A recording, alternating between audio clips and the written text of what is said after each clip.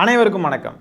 தாவைக்காவை சேர்ந்த தற்குறி வேட்பாளர்கள்லாம் பார்த்தீங்கன்னா விஜய் வரமாட்டார், எப்படியும் தங்களுக்கு வாக்கு கேட்டு விஜய் வரமாட்டார்ன்ற உண்மையை தெரிஞ்சுக்கிட்டு என்ன பண்ணுறாங்கன்னு பார்த்தீங்கன்னா ஒவ்வொருத்தரும் ஒவ்வொரு விதமாக ட்ரை பண்ணுறாங்க. ஒருத்தர் என்னன்னு பார்த்தா விஜயை போல் ஒரு பொம்மையை ரெடி பண்ணி பொம்மையில் வச்சு கூப்பிட்டு போகிறாரு. இன்னொருத்தர் என்னன்னா அட்டையை ரெடி பண்ணி அட்டையை வண்டியில் வச்சு கூட்டிகிட்டு போகிறாரு.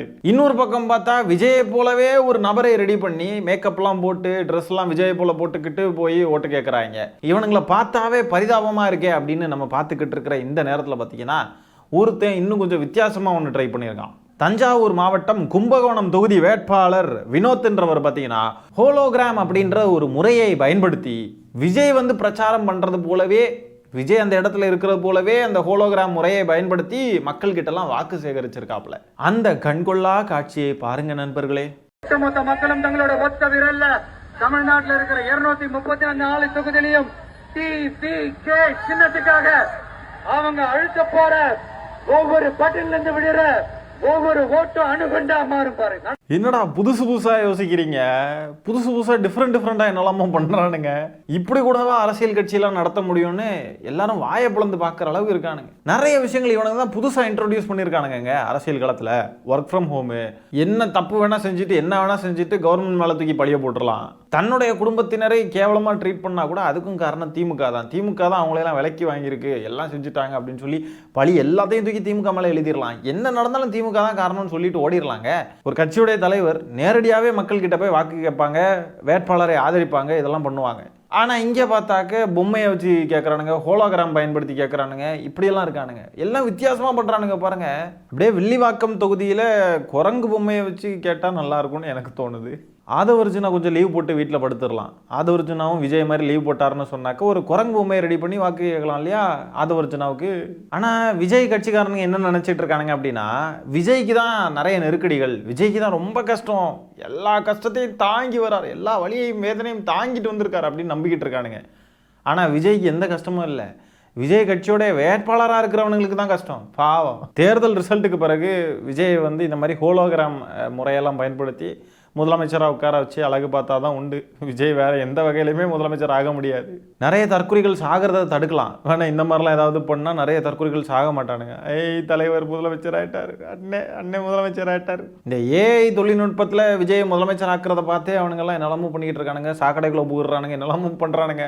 ஹோலோகிராம்லாம் எதுக்கு, ஏஐயே போதும் இவனுங்களுக்குலாம். அடுத்ததாக பார்த்தீங்கன்னா ஆதவர்ஜுனா ஏதோ ஒரு மேடையில் பேசுகிறப்போ இந்த சால்வை போடுற கலாச்சாரத்தை ஒழிக்க வேண்டும் அப்படின்ற மாதிரி பேசுகிறான். பாஜக ஆர்எஸ்எஸ் தான் இப்படி பேசிட்டு தெரியும். பாஜகவை சேர்ந்த உமானந்தன் வந்து இந்த மாதிரி ஏற்கனவே பேசியிருந்தாங்க. இந்த மாதிரி இந்த சால்வை போடுறத முதல்ல நிப்பாட்டுங்க, இது திராவிடம் கொண்டு வந்தது, நம்ம இதெல்லாம் ஃபாலோ பண்ணக்கூடாது அப்படின்ற மாதிரி சொல்லியிருந்தாங்க. இப்போ என்னன்னா அதே வழியில் நம்ம இவர் ஆதவர்ஜுனா ஏற்கனவே சைமன் செபாஸ்டினும் இதே மாதிரி பேசியிருந்தான். இவங்க 3 பேரும் என்ன பேசியிருக்காங்கன்றத பார்ப்போமா ஃப்ரெண்ட்ஸ், வாங்க. 10 பைசா பிரயோஜனம் எல்லாம் வச்சுக்கிட்டு ஒரு பழக்கம்னு வச்சுக்கிட்டு அழகிறாங்க. I would like to say, see, இது எல்லாரும் இருக்கிறவங்க நம்மளவங்க. இந்த ஷால் கல்ச்சரை முதல்ல விடுங்க, இது திராவிடம் கொண்டு வந்தது. இது முதல்ல இது நிறுத்துங்க. யாரும் இந்த ஷால் என்ன பண்ண போறாங்க வீட்டுல எடுத்துட்டு போய். திமுக கழிச்ச சால்வையை போடுவாங்க. அந்த சால்வையை எதுக்கு பயன்படுத்துன்னு எனக்கு தெரியவே தெரியாது. சால்வை வேணா அந்த 150 ரூபாய்க்கு பதிலாக எனக்கு ஒரு பால் வாங்கி கொடுங்க, ஒரு பேனா வாங்கி கொடுங்க, ஒரு நோட் புக் வாங்கி கொடுங்க. முதல்ல சால்வை எதுக்கு போடுவாங்கன்ற அரசியலே தெரியலையே. இவங்களாம் எதுக்கு வந்து சமத்துவம் அது இதுன்னு பேசிக்கிட்டு இருக்கான். இவனுங்க தாங்க இருக்கிறதுலே டேஞ்சரு, புரியுதுங்களா? தந்தை பெரியாரை கேரி பண்ணிட்டு இப்போ பாஜகவை சேர்ந்த உமானந்தன் இவங்கெல்லாம் கூட அது வேற, அவங்களுடைய கொள்கையே அதுதான், புரியுதுங்களா? தந்தை பெரியாரை எதிர்க்கிறோம், ஆனால் அம்பேத்கர் அவர்களை பிடிக்காது, அறிஞர் அண்ணா அவர்களை பிடிக்காது, எல்லாம் வெளிப்படையாகவே நமக்கு தெரியும் இல்லையா? ஆனால் இவங்கள பார்த்தீங்கன்னா இவங்க அறிஞர் அண்ணா வழியில் பயணிக்கிறோம், தந்தை பெரியார் வழியில் பயணிக்கிறோம் அப்படின்லாம் சொல்லிட்டு மறைமுகமாக வந்து இங்கே இருக்கக்கூடிய இளைஞர்களையும் மக்களையும் வேறு விதமாக அரசியல்படுத்த ட்ரை பண்ணுவாங்க. பாஜக ஆர்எஸ்எஸ் உடைய அரசியலை வந்து இங்கே புகுத்த ட்ரை பண்ணுவாங்க. இவனுங்க தான் இருக்கிறதுலே டேஞ்சரஸ், எல்லாம் தெரிஞ்சே பண்ணுவானுங்க. அதாவது சால்வை போடக்கூடிய இந்த கல்ச்சர்லாம் வந்து இருக்கக்கூடாது. சமத்துவத்துக்கு எதெல்லாம் வந்து அடிப்படையோ அதெல்லாம் இருக்கக்கூடாது.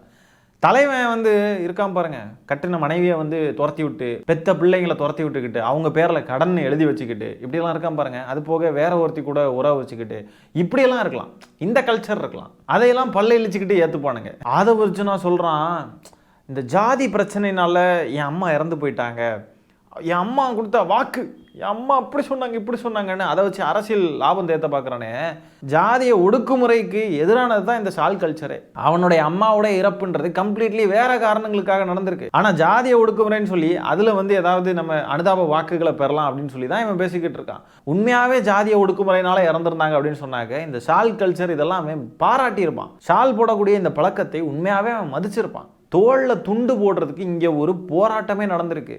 சாதிய படிநிலைகளை உடைத்து எறியக்கூடியது தான் இந்த ஷால் போடக்கூடிய கல்ச்சரே.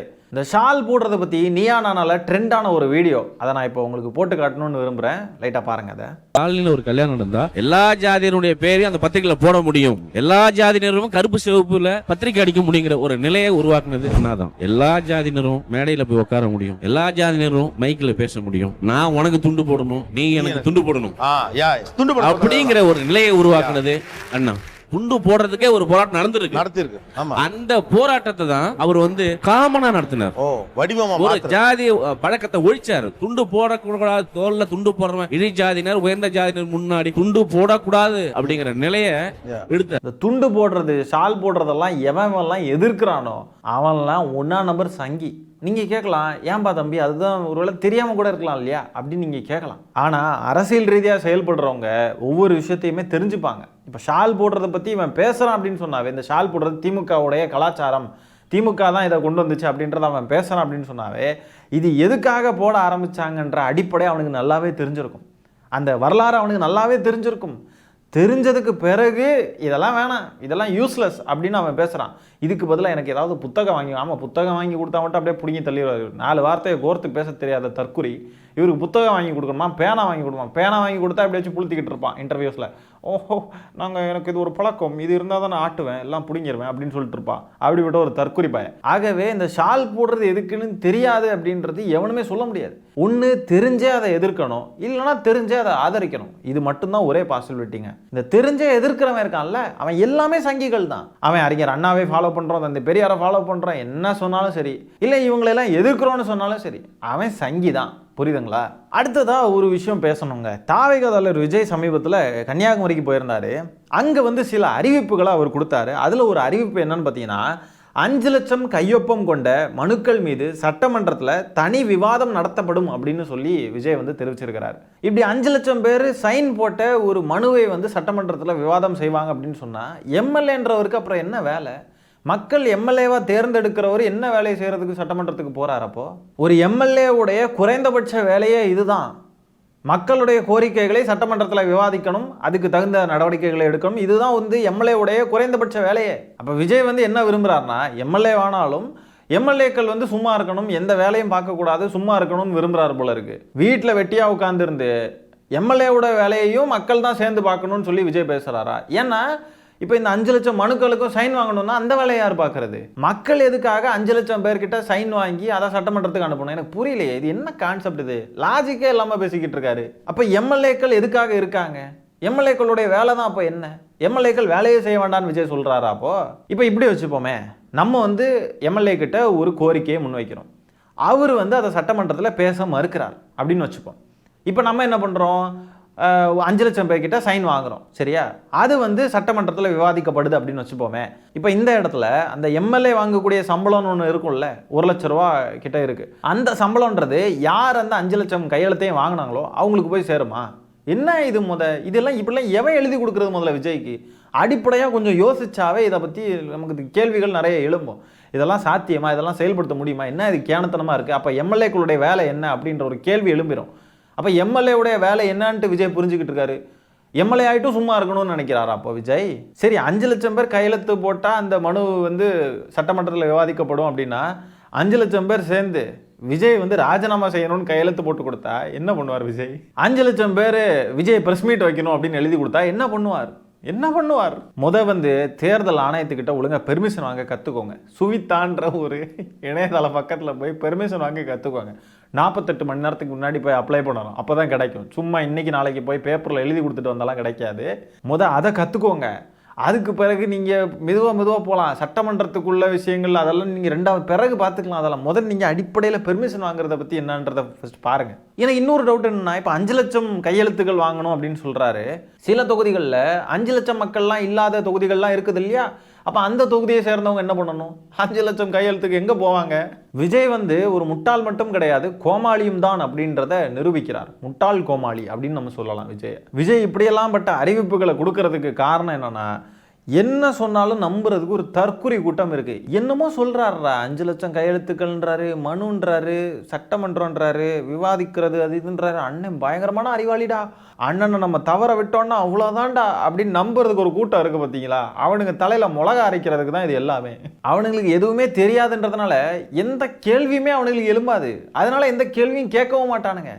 கேள்வி எழும்பிச்சுனாலும் கேட்க மாட்டானுங்க. அப்படிப்பட்ட கேணத்தனமான பசங்க தான் இவனுங்க. இப்படியெல்லாம் நம்ம எதிர்த்து கேள்வி கேட்டுட்டாலே திமுக சதின்றுவானுங்க. நியாயமாக தானங்க கேட்குறேன். 5 லட்சம் பேர் சேர்ந்து விஜய் ராஜினாமா பண்ணணும்னு சொன்னால் விஜய் ராஜினாமா பண்ணிட்டு போயிடுவாரா? ஐயோ இதை யோசிக்க மறந்துட்டோமே, ஐயோன்னு தலையில் அடிச்சுப்பானுங்க. யோசிக்கணும் விஜய் அவர்களே, நீங்கள் வச்சிருக்க கத்தி உங்களே குத்துறதுக்கு ரொம்ப நேரம் ஆகாது. இப்படி தற்குறித்தனமாக கோமாளித்தனமாக அரசியல் பண்ணிட்டு இருக்கக்கூடிய இந்த டப்பா கட்சி வந்து தமிழ்நாட்டிலே முதன்மை அரசியல் கட்சியா, முதன்மை அரசியல் சக்தியா? திமுக இவங்களை பார்த்து பயப்படுதான். திமுக கோமாளித்தனம் பண்றவனையெல்லாம் திமுக கோமாளியாக தான் பார்க்கும். எப்படி இவனையெல்லாம் சீரியஸாக எடுத்துக்கும்? சீரியஸாக அரசியல் பண்ணுறவனை தான் சீரியஸாக எடுத்துக்க முடியும். இன்னும் அங்கீகரிக்கப்படலை, ஒரு தேர்தலை கூட ஃபேஸ் பண்ணலை. இப்படி கோமாளி மாதிரி அறிக்கையும் அறிவிப்புகளும் கோமாளித்தனமான தேர்தல் அறிக்கைகளையும் விட்டுக்கிட்டு இருந்தா திமுக எப்படி உங்களெல்லாம் சீரியஸாக எடுத்துக்கும் ப்ரோ? ஆகவே இந்த காணொலியில் நம்ம பேசியிருக்கிற விஷயங்களை பற்றி என்ன நினைக்கிறீங்கன்றதை கமெண்ட்ஸில் பதிவு பண்ணுங்கள். இந்த காணொலியை நான் இத்துடன் நிறைவு செய்து கொள்கிறேன். நன்றி, வணக்கம்.